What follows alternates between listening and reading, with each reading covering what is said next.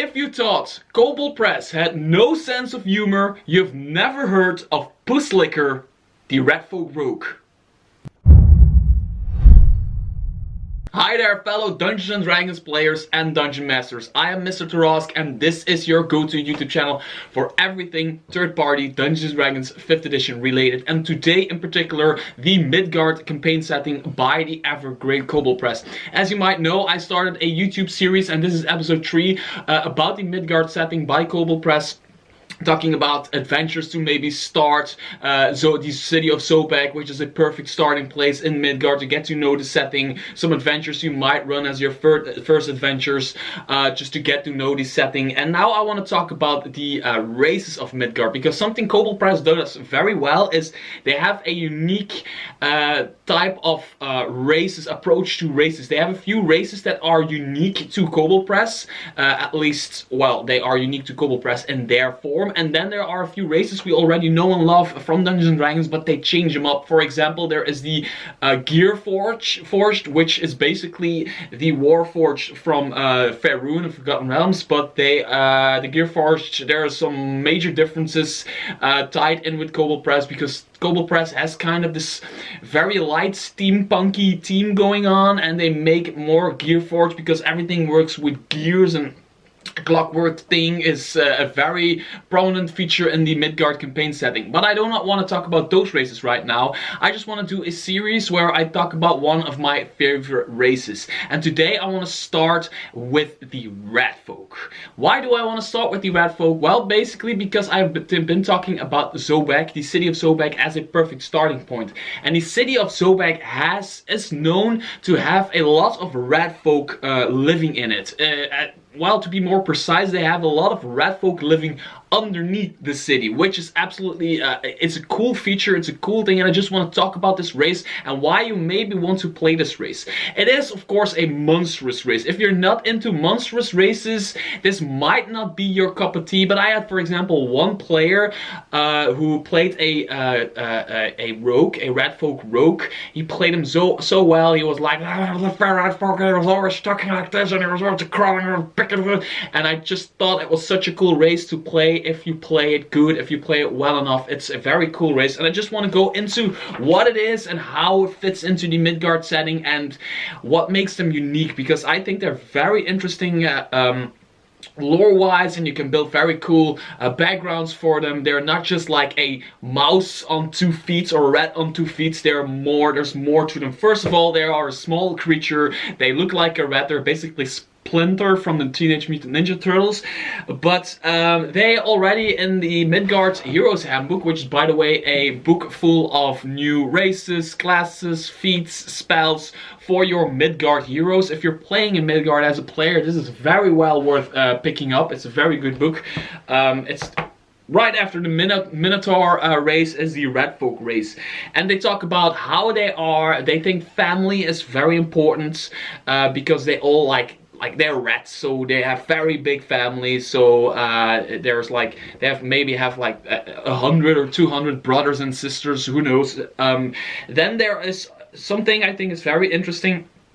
If they if they work for somebody, they're always very loyal. They are a loyal race once they pick their leader. Once they pick somebody like, I'm following you, they will be loyal. In general terms, of course, they will be loyal. So you can really play these off as being loyal to the party. Although they're not always doing legal stuff, they have their own idea of loyalty and their own idea of how things should work. Because, for example, RATFOLK, this makes for such a cool role-playing opportunity. RATFOLK, when they see gold and silver and a bunch of worthless trinkets, like a watch maybe, or I don't know, maybe it's like a small scale or a lamp or whatever, they will try to collect those trinkets and they will bring them home. So their homes are completely filled to the brim with all kinds of worthless junk they think is cool. And gold and silver just is worth a lot more oftentimes. They are not really attracted to that kind of stuff because it's just not interesting, trinkety enough for them, which I think is very cool, because rats and mountain mice do that a lot of the times when you fill them at night. They always are dragging stuff into their little house, seemingly random stuff, which is very funny.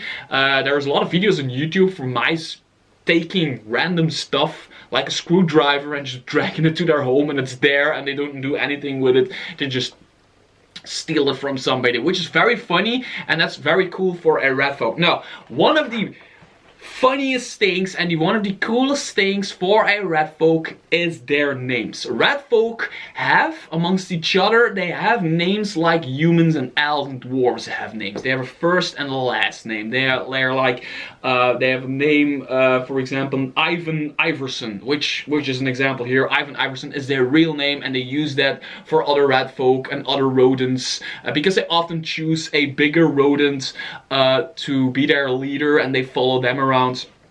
But they use different names when they are above ground. So they use names, and this is the coolest part about the RATFOK. They use names that are puns, but not only puns, but they try to use puns that are scary to humans, or weird or uncomfortable to humans. For example, there's bloody lips. There's gut spill. I am gut spill and I like to spill guts. And there is one name in here called Puss Licker. It's literally in here. Yes, Kobold Press dared to put something like that in here, which I think is very funny. And these RATFOK do that, they do that on purpose, because they know humans are really not, they're really awkward about saying that in public. Hey, Puss Licker, come here.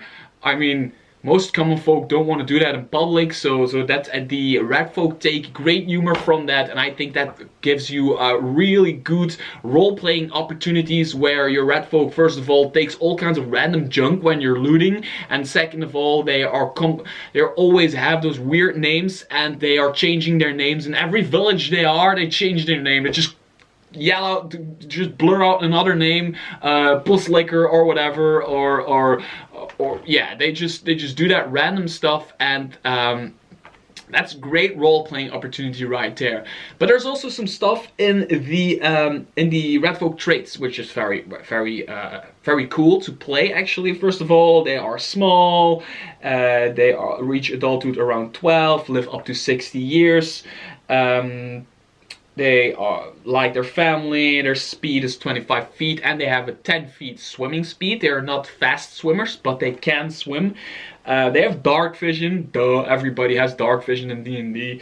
They have the nimbleness feature, where you can move through an enemy's space as long as they're medium or larger. In combat, you can move through an enemy's space without that being a hassle or whatever. They have rodent empathy, where if you do checks like handle animal checks, whatever type of checks, nature checks with rodents, you get advantage on that. And then they get pack tactics. And if you do not know what pack tactics is, it is a very, very strong feature, especially if you are a rogue. It is almost broken. It is really, really powerful, because pack tactics gives you advantage on an attack roll against an enemy if that enemy has an ally of you within 5 feet of it. So you're used to fighting in packs, and when you're hitting an enemy with your dagger or whatever, and there's another friend of you also next to that enemy, you get advantage. And as we know, a lot of the rogues, when they get advantage, they also get sneak attack. They crit faster, and they do lots of damage when they pack tactics. And being a rogue is just a very powerful feature. Now, the Midgard people, called Kobold Press, I don't know why I'm saying it like that, they actually came up with a way to kind of balance it out, I guess. I don't know. It's actually it's kind of a strong race, to be completely honest. Okay, they're small, they cannot carry these heavy weapons around and anything, but if you're a rogue, you do not even want to carry heavy weapons around. Your dex score increases by 2. Again, rogue. Your intelligence score increases by 1. Very, very handy in a lot of situations. And then your strength score reduces by 2. So I guess this is kind of to balance that out.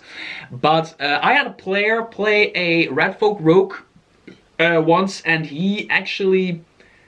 I never had like the feeling that this -2 strength did anything bad for him, because he built his character around dexterity, and we all know dexterity is one of the most important features for rogues, but for everybody, like dexterity saving throws, and there's more dexterity saving throws than there is strength saving throws or constitution saving throws or whatever. So in that sense, it is very strong with the back tactics and everything. It is a very strong damage dealer, everything. But it is a monstrous race. So I want to just dig into what a monstrous race is, at least in my campaigns. If you play a monstrous race, you will not only get like downsides from your traits, but you will also get like downsides from playing that monstrous race in cities and societies. People will be scared of you, they will maybe look down on you, they will there is a lot of stuff around being a monstrous race. With a kobold and an orc is completely different than, for example, with a RATFOK, because in Midgard people know RATFOK. They know RATFOK, but a lot of people mistrust them.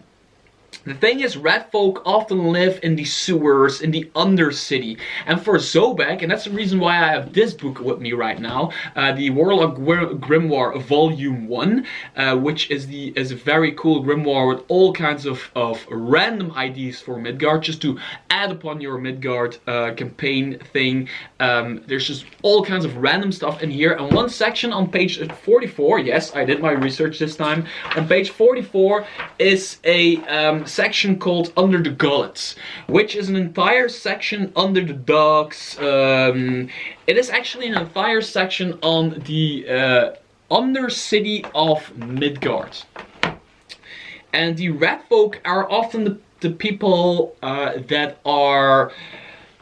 They have this thing where, for example, in an inn there's this tiny hole which the innkeeper does not even know about, and a RATFOK crawls out of this tiny hole, like maybe there's a loose plank or something, crawls out of it, steals one thing, steals like a loaf of bread, closes it down again, and then like what seems to be instantly, like maybe half a minute later, they pop up on the other side of the city, because they have all kinds of shortcuts through the sewers, and they have this entire thing going on. So although people know the RATFOK are there, they don't encounter RATFOK on a daily basis. They know who they are, they know they exist, they see them every now and then, because there's also RATFOK who follow like humans or elves as their leaders, who do things like that for them, like stealing or assassinations or other dirty work. But I think it's very cool for a RATFOK to like make a living for their family by just crawling under the city, stealing something here, then popping out here, and then they also... I played them off, and I had like my player was playing a RATFOK, and whenever we were in an urban environment, I gave him advantage on getting the fuck away from something. If he wanted to flee or he wanted to get away from something, I always gave him advantage, because a RATFOK has this, it's in their lore. They know how to get around the city, especially urban environments, because they are rats. They live off of people's garbage. I'm calling it garbage, but other people might throw away half a loaf of bread, but for a RATFOK, that's half a loaf of bread. So they take it to their family, and there's 2 people that can eat off of it in a day or something like that.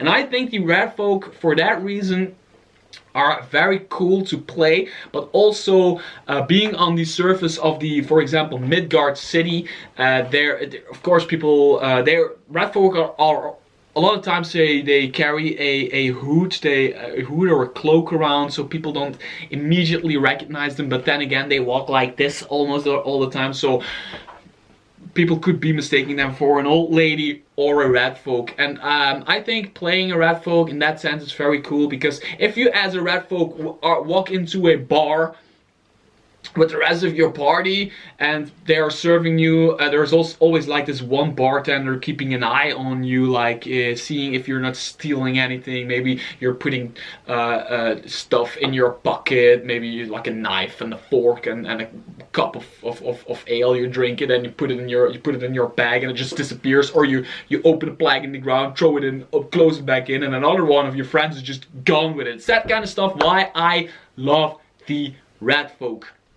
One of my players did a good job on it, and ever since I loved them, ever since I'm in love with them, and you can play them in and around any urban environment. Of course, if you become an adventurer, you play them everywhere, but RATFOK are from urban environments. And in Midgard there's, for example, there's the city of Cats. There's other big cities in the Midgard campaign setting where RATFOK could come from, which is awesome because all the RATFOK could have like different external features. If they're from the south, or if they're from the north, or whatever. If they're from the north, they could be like these big rats with a lot of fur, like a big head and a lot of fur. While they come from the south, they could like be those rats with that barely have any hair, and they have a lot of like naked skin under it, which is really creepy because they live in warmer environments. And that's why I like the RATFOK, and I just wanted to share that with you guys. If there's any of the races you want me to talk about, put it in the comments below, because I will talk about it. I have so many other things to talk about when it comes to the Kobold Press Midgard campaign setting. I want to dig into other cities, other places to go. There's adventure hooks for entire campaigns. There is a lot of races. There are some subclasses I want to talk about, so I'm not even nearly done. I hope your inspiration may guide you.